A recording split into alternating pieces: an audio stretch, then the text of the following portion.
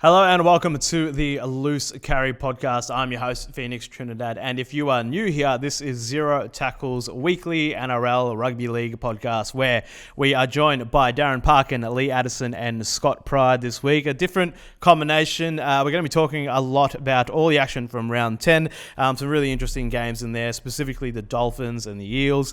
And that leads into, is Mitch Moses the right man for Origin? So a lot of discussion on that, a lot of Origin talk. We also talk about William Kennedy's contract. Where is he going to be in the future? And we hear from you, our audience, in our new Mailbag segment. So it's a really interesting episode. All that and more. Let's get into it.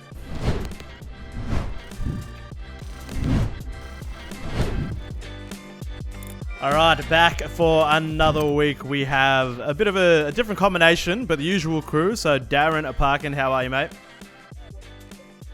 Going well, yeah. Round of comebacks, 3 victories, 1 draw, and 1 that fell just short, but extraordinary amount of turnarounds. Absolutely. Once again, we have Lee Addison, Rugby League coach. How are you, buddy?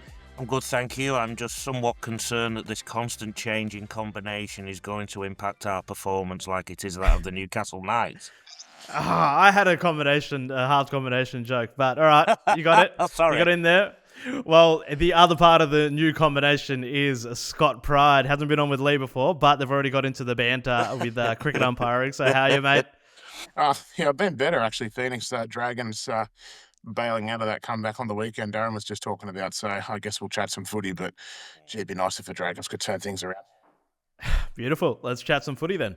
All right, first game on the rundown, Eels, Dolphins. Dolphins getting over the Eels, Scott. So how do they find that consistency, mate? Well, it's interesting with the Dolphins, isn't it? Because they had that awful start to the year. Everyone sort of basically wrote them off and thought, how are they gonna avoid the spoon?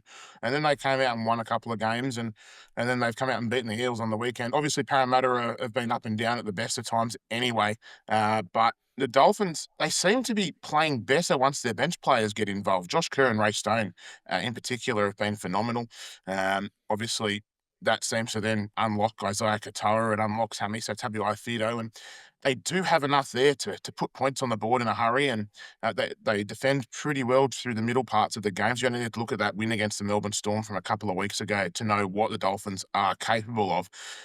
But consistency is going to be their big thing. I mean, it was last year as well in their final season under Wayne Bennett, and if they can find it, they are a top 8 team, I think. Whether they can or not's another question, though. Lee, where do you sit on the Dolphins? Because, I mean, finals are calling if they're good enough. I agree with you, everything you've said, but also I look at it from a coaching point of view and the question, how do the Dolphins find consistency? Well, I picture myself as being the coach and I look at their performances, and if you look at some of their players like Katoa at half, he does most things very well. Occasionally he'll overplay his hand.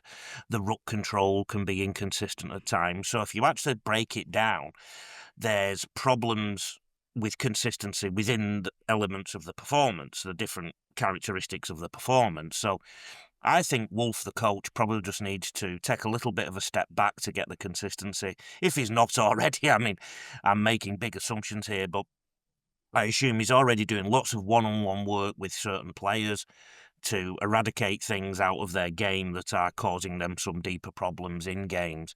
Because everything is, the outcome is always a combination of all the processes. So if you focus on the processes, if you break it down, I think that's how they will get some consistency.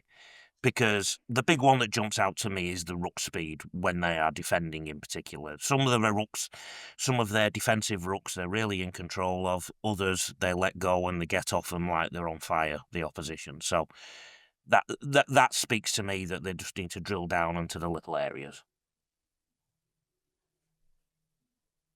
Yeah, I think wins like that are underrated in a sense. Like, I mean, they're going to beat better teams, they're going to play better teams, but I think if you're looking for consistency, I think your ability to sort of show grit and grind out results like that is kind of how you get to that level. I mean, if you look at their chaotic last month where they absolutely blitzed the Storm in half a game, put 42 points in a row on them. Then they were up, I think they put 28 on the board in the first half against the Raiders and then stopped in that game. Thought they were terrible in Magic Round, probably lucky to only lose by 10 in that game against the Roosters, and then obviously came back this week a little bit below their best, but found a way. They've got the Warriors, a very good side this week, albeit at home. So I think it was a step in the right direction for them. They look like they've settled a few things around their halves as well. But I think wins like that can be sort of defining in a season. You either drop games to sides that are struggling or you find a way through. And often those results, not so much when you play the Storm or when you play the Broncos or the Bulldogs, winning or losing those little difficult games might be the difference between you finishing 8th or 9th. So significant result for them. Yeah, it just brings their floor sort of up. But on the other side of that for the Eels, so we've been talking about Mitchell Moses a lot, Scott. So now he's one from 3. So that now brings him back into the question for Origin. Is he the right man for Origin? Well, I think everyone thought if Mitchell Moses was fit, you couldn't drop him for this year's Origin series. That's been the general consensus, and I think that's probably fair enough, given he masterminded that famous series win at Suncorp Stadium last year. It hasn't been done by a New South Wales team for 20 years, so it sort of makes sense on that front. But is his form actually up to scratch in the 3 games that he's played so far? I think there's big question marks.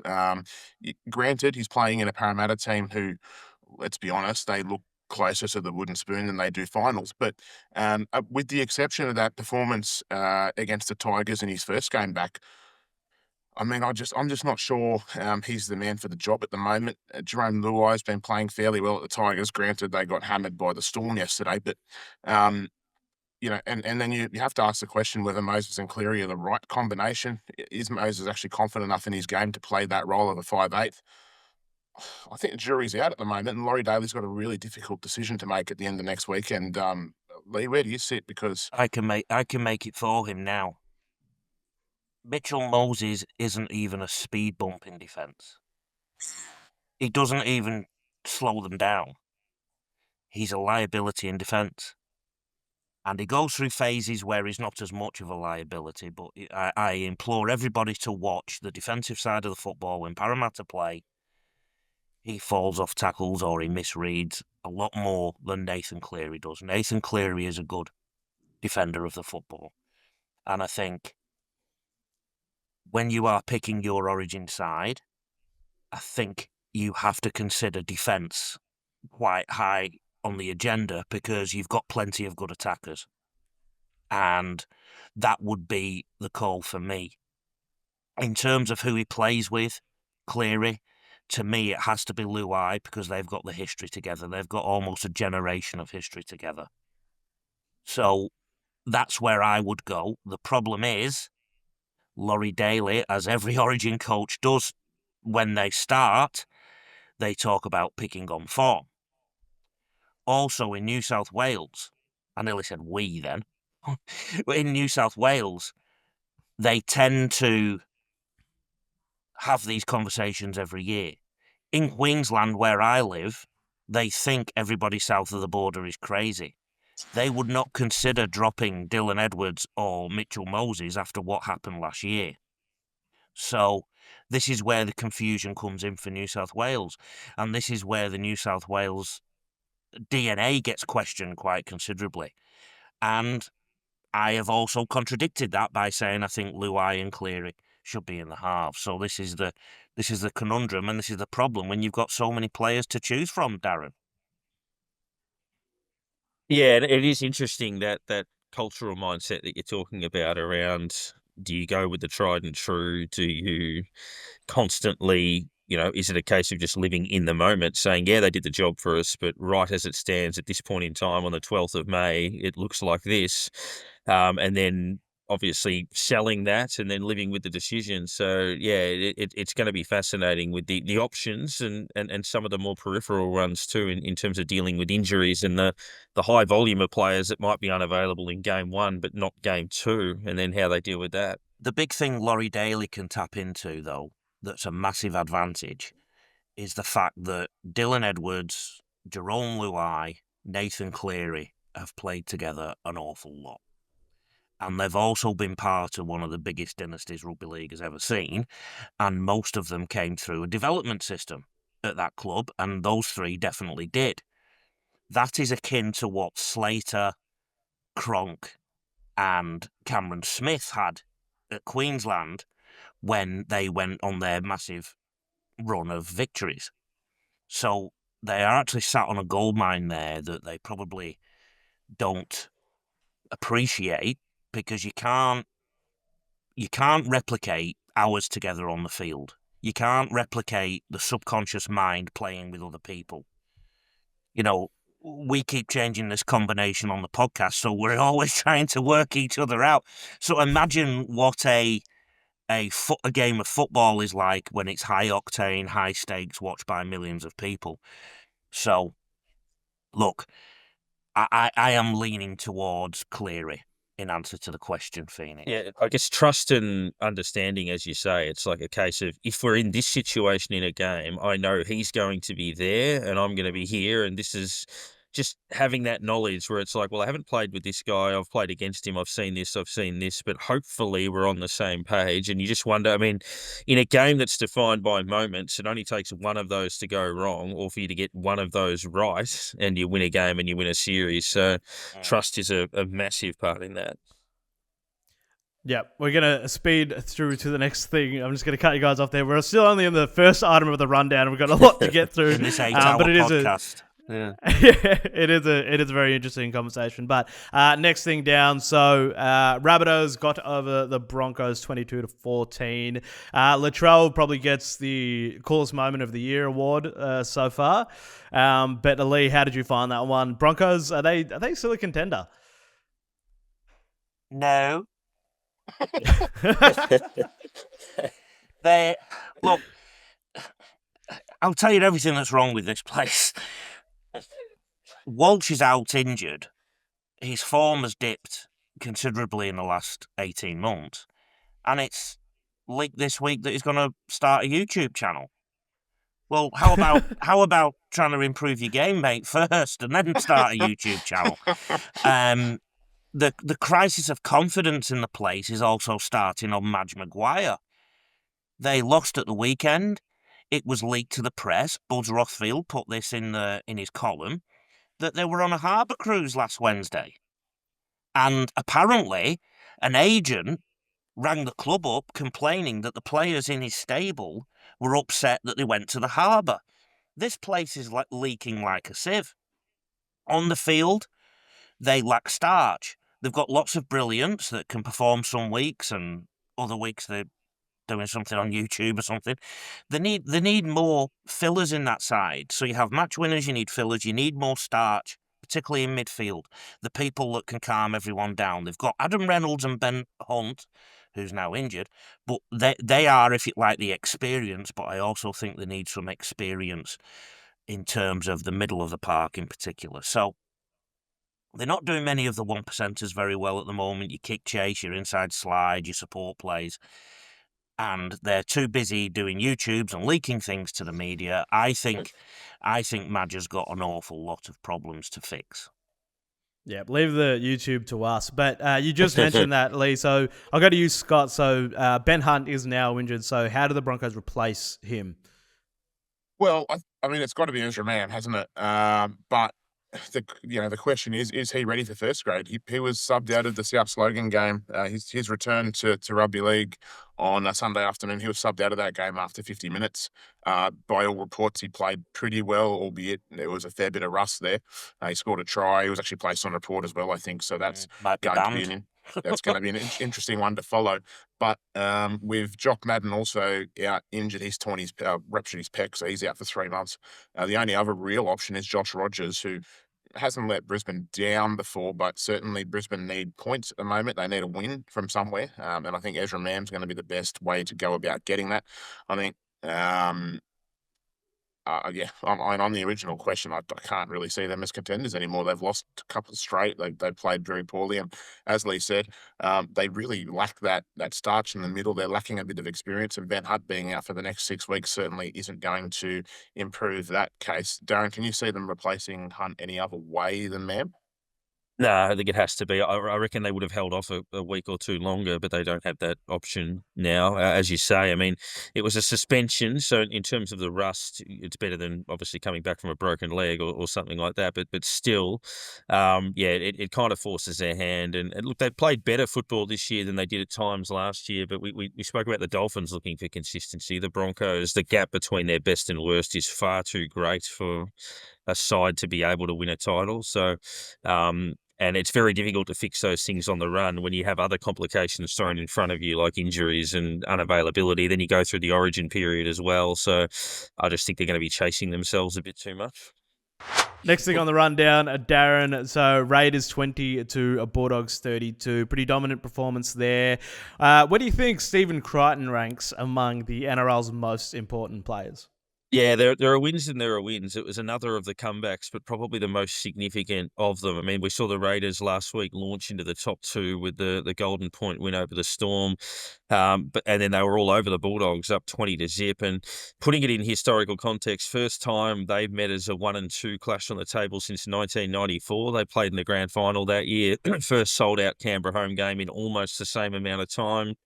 I think, and for the Bulldogs, first winning Canberra in a decade and first 20-point comeback since 2001. So Steve Crichton, drove the bus and was unbelievable. And Lee, I put it to you because you raised very valid points a few weeks ago about how the Bulldogs' draw had been not kind, but they hadn't faced these sorts of tests where they hadn't gone away to hostile territory.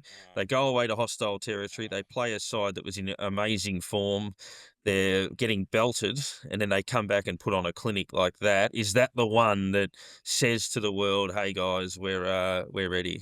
Well, first of all, I'm going to deflect and say, Darren, I love your statistics each week. I believe you are the modern day David Middleton, the new David Middleton. So that's the call I'm making there. Secondly, it is a big statement win. However, Canberra are also due to dip a little bit, just like the Bulldogs did. And this is what happens during the course of an NRL season. What jumped out to me, Darren and Scott and Phoenix, was, yes, Crichton was excellent. And on his side, two different people went over for tries. But on the left side, there was actually three different combinations of people that went over for tries. So, for example, when I look at it strategically, the inside ball, the short ball. So the inside ball is the inside ball, the short ball to the outside to a lead runner, and there was also the long pass that went out of the back to go outside. So what that speaks to is combination. Where does combination come from? It comes from coaching and time on the field together. So I looked at that as more of a team performance, but Crichton being the leader, Scott. Yeah, I mean, Cameron Ciraldo came out in his post-match presser and basically, he made reference to it a couple of times, but he basically said Crichton put the team on his back and carried them, and it's not the first time he's done that. He did it a couple of times last year, and I think he's already done it a couple of times this year, if we're being perfectly honest. But that comeback was something else. Ciraldo's got that team humming. There's no doubt about that. They're defending. Well, they didn't defend very well in the first half, but they didn't have a lot of ball. So when things flipped, they certainly made the Raiders pay. And yeah, I mean, at the moment, Steve Crichton's one of the first picked in that Blues team. That's how important he is to Canterbury, how well he's playing. Canterbury are, I didn't have them in the premiership picture before the season. I thought they'd definitely be a top 8 side, but they're there now. It's hard to dispute that. They had that one blip when they sort of lost to Brisbane in Brisbane, but since then they've been very strong again. And going to Canberra and beating a strong Canberra side in Canberra, that's a tough thing to do. It's one of the NRL's hardest road trips. The statistics will tell you that. So yeah, I mean, Canterbury are on fire, aren't they? In terms of mentality, though, and this happened a few times in the NRL this weekend, when you're sat in the sheds and you're 20-0 down, you've actually got nothing to lose. So that has to be thrown into the mix too in the thought process. And if you look at processes and not outcomes, which seems to be my phrase today, they need to look at why they conceded 20 in the first half.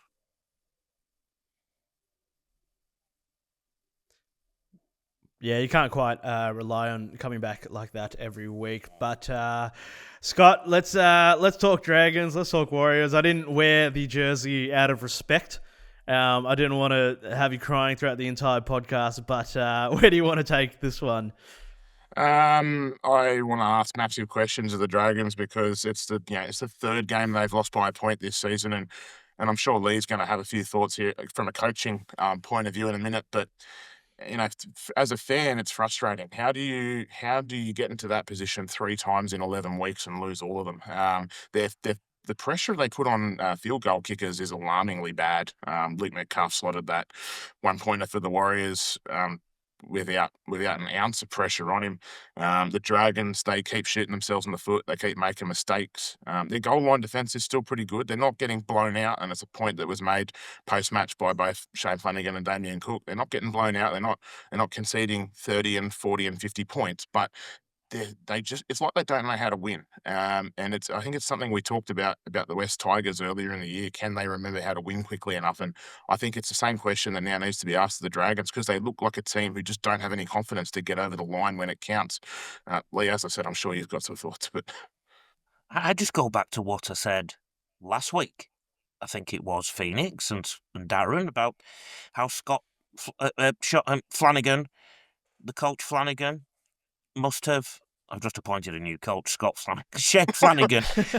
I think he panicked after the Roosters loss. They were actually going okay. If you lose a game by 1, it means you're a couple of B's appendages away from winning a game by 1 or 2. And I think he panicked after that game. And they've now lost back-to-back games, haven't they? Since the Roosters game. I think they should have just written that Roosters game off a little bit. I don't want to repeat myself, but I did say at the time that Roosters' best is currently better than the Dragons' best. Both of them tried to put their best foot forward. Roosters got over the top of them. I think they should have written that off somewhat because it was the Anzac round. And then instead he changed halfbacks. Every NRL club will now be looking at the weaknesses of that young halfback. And Darren, I'm sure you've got some statistics for us, but I am sure there was many errors in that game from St. George. Yeah, and if you look at it statistically, second time this year they've scored more tries than their opponents and lost, which is obviously an ugly one. A little bit of a different path in that they were the side chasing the game. You could even throw in that loss to the Tigers, which they lost by 6, but similar last gasp in that sense. I mean, there's some positives on the Warriors side as well. So they're 7 wins from their last 8. They've now won games outside of New Zealand, I think 4 times. They get another one of those challenges this week. But yeah, it was an error-riddled game. If you look at the Warriors' second half last week and then this contest, they're probably a little bit patchy, but certainly a step in the right direction for them. Yeah, absolutely. Just also need to call out, Lee, there, B's appendages. You just have a way with words, mate. By the book, rugby league coach, to get more of his language there. And also, again, flowers to Luke Metcalf. His move to 7 has been absolutely brilliant, and he's making me as a Wales fan very happy. So, next thing on the rundown, Cowboys, Panthers, 30 all. I think this is the first draw of the year, Lee. Is that right? Yeah. Yeah. Yeah. A draw is an affliction in the gluteus maximus. It's like kissing your sister or your gran or something. No, who wants to see a draw? What I took from that, though, was Tom Dearden doing his origin chant is no harm. The thing for Dearden, and with Dearden, for me, is an all-action player. And sometimes in that Saturday evening slot that the Cowboys tend to play, and sometimes I don't catch that game fully because I'm involved in rugby league myself and doing something else, and either that or whatever else is on the TV kind of thing. And so I get the highlights, or I listen to what the commentators say, or I watch the shows and listen to the analysis, and Tom Dearden's name always comes up. He always pops up in the key highlights. And ultimately, that's the name of the game, isn't it, Darren? Scoring more points and scoring more points than the opposition, and saving points. And he's the kind of player that can also chase back and make a cover tackle. Yeah, he's got most bases covered, and I think you're right. It's a bit of a common theme when you look at that type of stuff as well. And I wanted to ask the question, Scott, on two questions. The first one is, I reckon every time there's a draw in sport, invariably one side feels a tiny bit better than the other, either because they've got out of jail or because they were the side that was perhaps charging back. I mean, you look at the Cowboys, they were, 12 down or something like that late. Is it them, or do they then feel worse because of their missed opportunity in golden points? So I guess that's question one. And question two, I reckon Penrith are back in some sort of form, but in saying that, that game kind of underlines what's gone wrong this season, because there is no way in a million years they would have coughed up that advantage over the last 5 years. Yeah, full disclosure, I didn't watch this game, but listening to the post-match press conferences afterwards, you could have been forgiven for thinking the Cowboys were leading by 30 points at one stage. They were remarkably disappointed, Todd Payton and Tom Dearden, talking to the media, just around the fact that they sort of dragged that game back and had all the running heading into the finish line. Lee, on your point regarding Tom Dearden and his state of origin chances, for the fact the Cowboys stayed in that game after being down twice by 12 points, dragged their way back twice, probably shows his composure and his level of calm-headedness. So I think, yeah, you're right. He's done his chances no harm at all. Darren, on your second question, Penrith, it's a game they wouldn't have lost any time in the last 4 years. To be leading by 12 points twice, doesn't matter where they're playing. I know it was in Townsville, but it's a game they simply wouldn't have lost. And yeah, they're not the same team as they were. They've got a remarkable amount of work to do to make the top 8, let alone go any further than that. Finals chances, yeah, with Origin around the corner, they're disappearing up the road at a speed of knots, aren't they? Yeah, and Phoenix, I think on the point on why the Cowboys were perhaps disappointed, we saw them the week earlier against the Warriors. They've had 2 enormous comebacks and would feel they haven't got enough out of it. Obviously, against the Warriors, they got within a try, then scored one that was disallowed that would have put them in front. And then obviously this game, which they could have won. So they'd look at it, we've got half a win out of 2 epic fightbacks, which would frustrate them. Yeah, it's always hard after a draw to find, like, what do you actually learn from each team coming out of that? But I think harder is on the next part of the rundown. So Storm 64, Darren, to Tigers 0. What do you actually take from a domination like that? Yeah, I mean, look, the Storm were angry. They showed footage of Bellamy roasting them after the Golden Point loss the week before. They're obviously doing it without Harry Grant, who's an important player.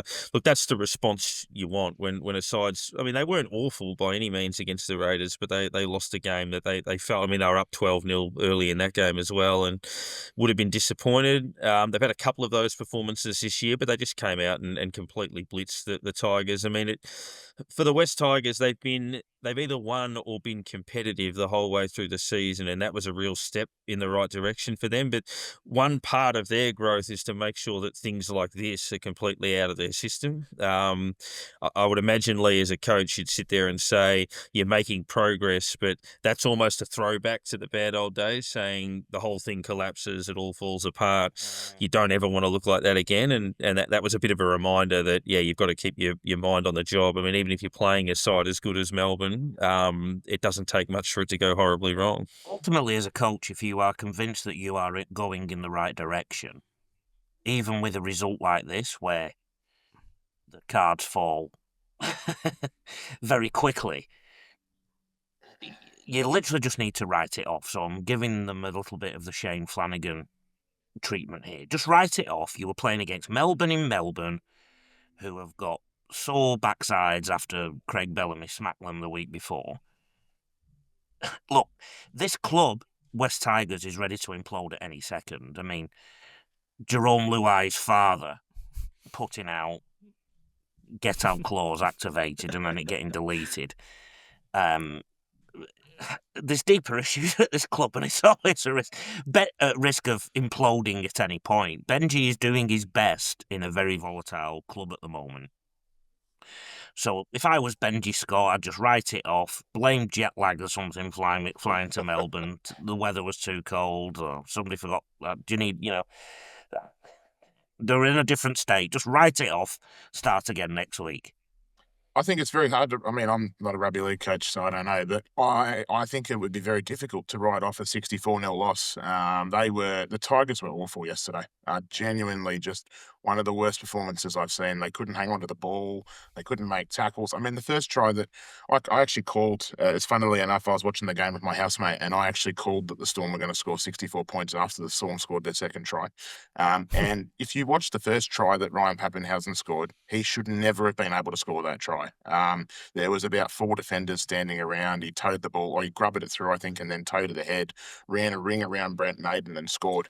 And the sign was there straight away that the Tigers were not going to have a good day. They hadn't rocked up. And if you're going to play football like that, you don't. I mean, it wasn't first grade quality, let's be honest. This was against a Melbourne team, by the way, as we've already touched on, missing Harry Grant.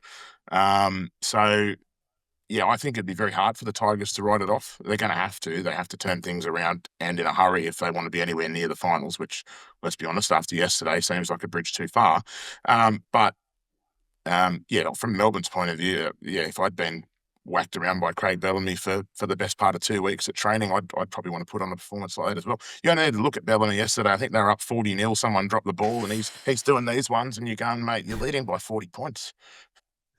Yeah, I think they were up by 64 and Harry Grant was trying to get Bellamy to smile. Unbelievable stuff. And I think we're always in dire straits when we're looking at family members' social media posts. But, that's just the era that we're in. But yeah, interesting round. I'll stay with you, Scott. So a bit more contract talk. So William Kennedy, the Sharks reportedly don't have enough salary cap to retain him. So what's the news on him? Well, I don't think it is actually going to come to a shock to anyone that the Sharks' salary cap is stretched to breaking point. They've re-signed a whole heap of players. Tom Hazelton and Braden Trindle are the two that spring to mind, but there's other ones as well, Britton Nakora, a couple others. And the report that came out yesterday suggests the Sharks only have about $300,000 in their salary cap to retain William Kennedy.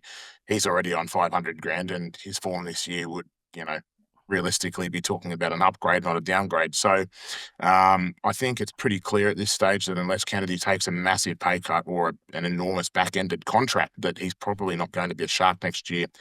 I think the big question, though, is which other clubs around the competition are actually going to make a play for William Kennedy. I was talking to my housemate yesterday who's actually a Sharks fan, and the issue here is, while Kennedy in his own right is a very, very good fullback is the position where the NRL is overloaded with talent. There are very, very few clubs on the market currently for a first-grade starting fullback. So Kennedy's going to have to look at this very closely and work out if he's. I don't think he will have any offers coming in because the only two that we could come up with yesterday were Canberra and Canterbury, and respectively, K.O. Weeks and Connor Tracy have made those jerseys their own. So neither of those clubs are probably going to make a play for William Kennedy. Can't see any of the other 15 doing so rather. And so Kennedy, I mean, he's either going to have to take the pay cut or he might wind up in England. I don't know, Lee, where do you see that one going? Because Well, the Roosters are dumping players at the moment like Taylor Swift dumps boyfriends. So they're clearing up some salary cap space, aren't they? And I can't imagine that DCE is going to take all of that up. So, and Teddy's only got a year or two left, surely. yes. So this could be a destination for him if he's happy to play in another position for a year or so. Because he's not always been the fullback at Cronulla, has he? So he can play different places in the backline. So that could be a place. The Bulldogs still need a little bit of X factor in their side, I'd say, if they're going to go to the next level, despite what happened at the weekend. And also, Canberra Raiders is often a little bit like a transit lounge, Darren, because Canberra is a little bit of an outpost. People don't often like to stay there for too long if they're from the coast. And it seems to be every year Ricky Stewart gets emotional about a player leaving unexpectedly. So maybe that could be a good destination for him. Yeah, it's always interesting, the notion of the outposts, if you will, like Canberra. I guess it's different to say Melbourne or when they come into the competition, Perth, in terms of what it has to offer. But at the same time, its proximity to Sydney and everywhere else, it shouldn't be that bad. I guess there's enough options. I get why they say it, but yeah, it might be a time or a chance for the script to be flipped, so to speak, and they become the team that can splash it around. If they stay in premiership contention, then absolutely. Speaking of outposts, is there a way where Kennedy signs a 1-year deal somewhere and then winds up as the Perth Bears' first choice fullback? Maybe. Because we've got 2 new clubs coming Maybe. into the competition in the next couple of years. I think the Roosters are an interesting one, but they also are going to spend a lot of salary cap upgrading their young talent in the next sort of 12 to 24 months. They've got a heap of kids coming through that system.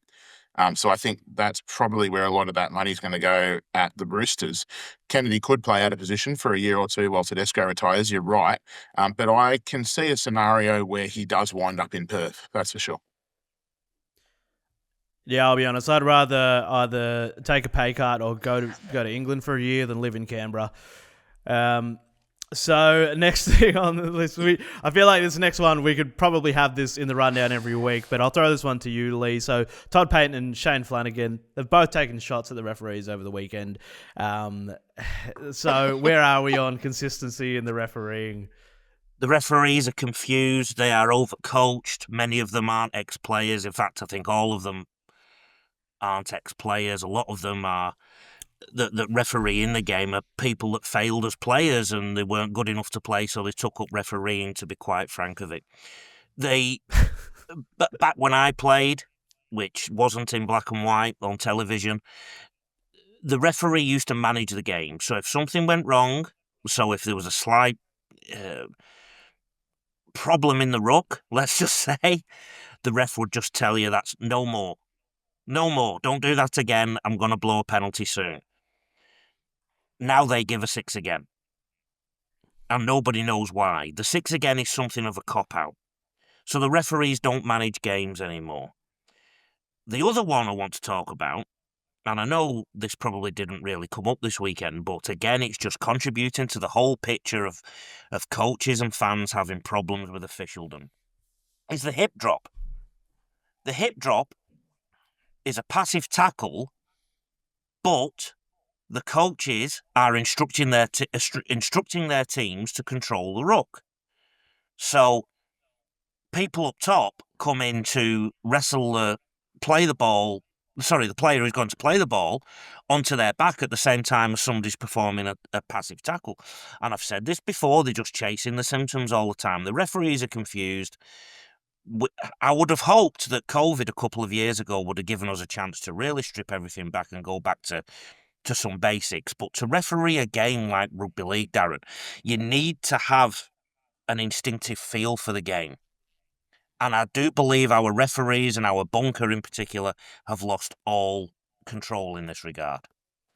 I think that's the key, that the last point you made with every level of refereeing and umpiring in every sport, it is that feel for the game. There's a lot of times I feel for referees because it comes from higher up, where they're the ones at the front of it. So they're instructed to do things a certain way. They do it that way. They're the face of it. The crowd reacts, the teams react, and they're the ones who cop it.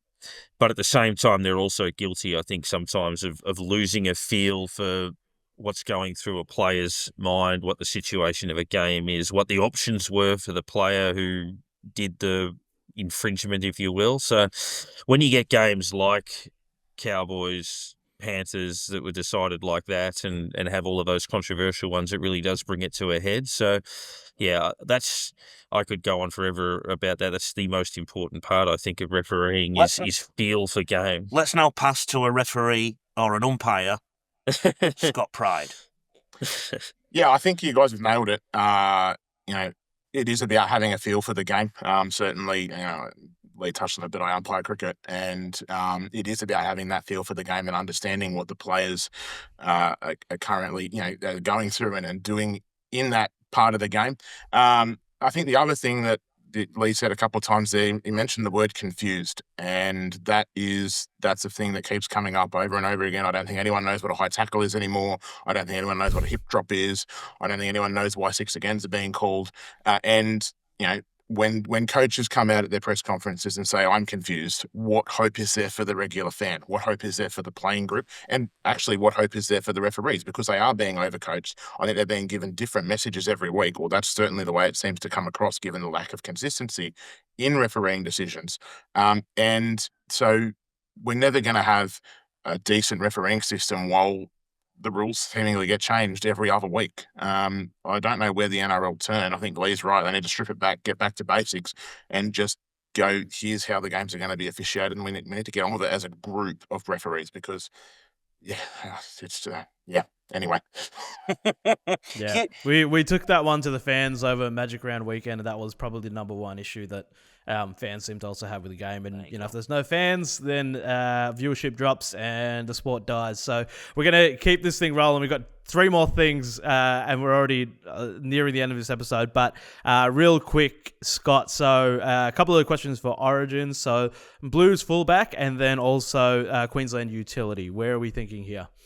Well, the Blues, it's an interesting one. I'm just going to go really top-line stuff here, but if you're going to pick the most informed player, it's actually probably James Tedesco, which is 2 steps back for the Blues, so I don't know how you can do that. Dylan Edwards has done nothing to keep his jersey except for winning the decider last year in Brisbane.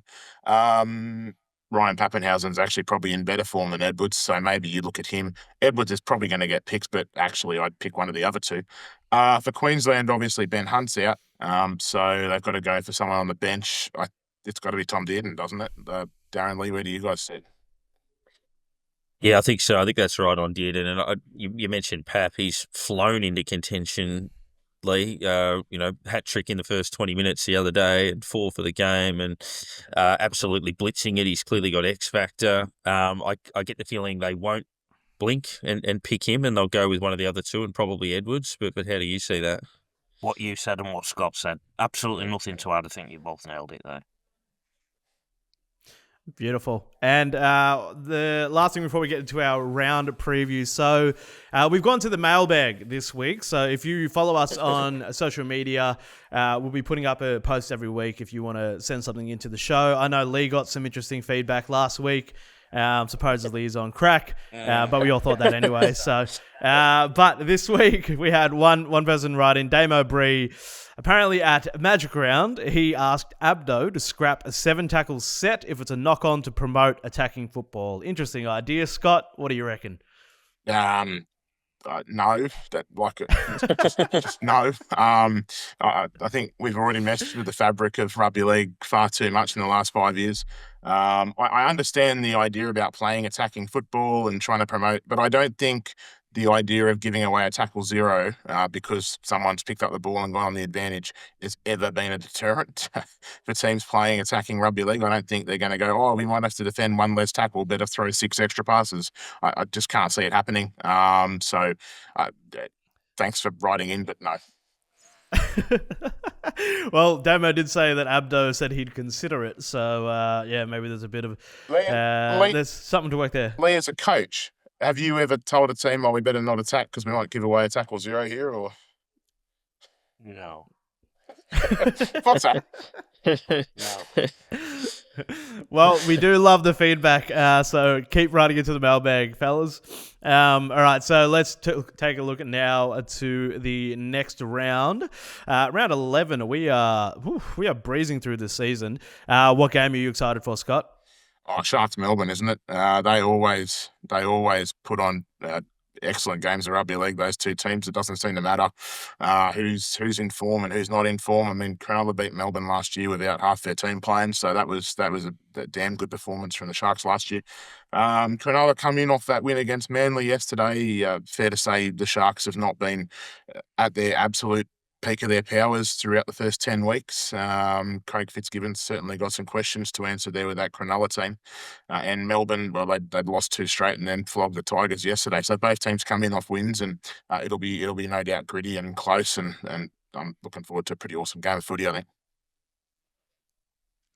And Lee, you wanted me to mention on mic that you are 3 for 3 in all your upset tips. Yeah, so each week, Phoenix, the most important part of the show is who's going to be the team to cause an upset. And I'd just like to say, I'd like to thank all my family for helping me along, but no. 100% record, three from 3 so far. So this all started in my tenure on the podcast when Soward said to me, there's more chance of him returning to the NRL than the Eels beating the Tigers, and I said they can win, and they did. And then I also tipped the Warriors to beat the Broncos in New Zealand the following week, and last week the Panthers to beat the Broncos. And I think that's probably where the thought that I was on crack started. However, I proved to be right. So this week, and this also doubles as to me, the game of the round, actually.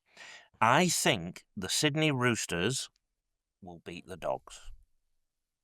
And I think this because Roosters are off a bye. The Dogs have had a trip to Canberra. Do be under no illusion.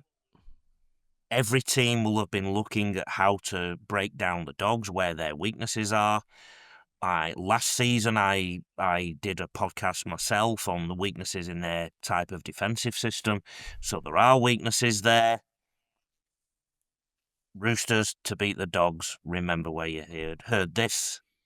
Gamble responsibly. I'll be 4 from 4. And my crack addiction. This is working in my favour. Oh, I can't wait for next week already. Darren Parkin, what game are you watching? Well, that's why Sowy's not here. He's back in pre-season training because he's going to get back into the game. Looking at, there's a couple that are really interesting. I mean, Dolphins against Warriors, in terms of an odds perspective, that's almost even money. So hard to find the upset in that. But really keen to see how the Warriors keep going on the road and how the Dolphins progress. I agree their list is probably top 8 potential. And yeah, how Scott's Dragons go against a Broncos side that must be vulnerable. Keen to see those two. I'm just nervous, eh? Love it. Thank you, fellas. Great episode this week. Scott, what do we have on Zero Tackle this week? Well, all the usual stuff, but guess what? State of Origin selection Sunday night, Monday morning. So we'll have it covered from every angle leading up to it and straight afterwards. So Zero Tackle's sort of going to be your home for State of Origin selection news over the next 7 days. It's going to be a busy one. Beautiful stuff. And Lee Addison, where can the people find you? rugbyleaguecoach.com.au. What page are you up to, Phoenix? I am on page 0. You didn't sign my copy when we were with each other at Magic Did you Round, bring it, though? I did, and I was meant to give a copy to Scott, but we couldn't figure it out. You could have read it on the plane, 2-hour flight. Yeah, I could have. He was asleep, so he couldn't. Rugby League Coach, the best book about rugby league coaching ever. The best book for the last 2 decades, because there's not been any others. Beautiful stuff, gents. All right, let's subscribe to the YouTube channel if you haven't already, and we'll see you next week.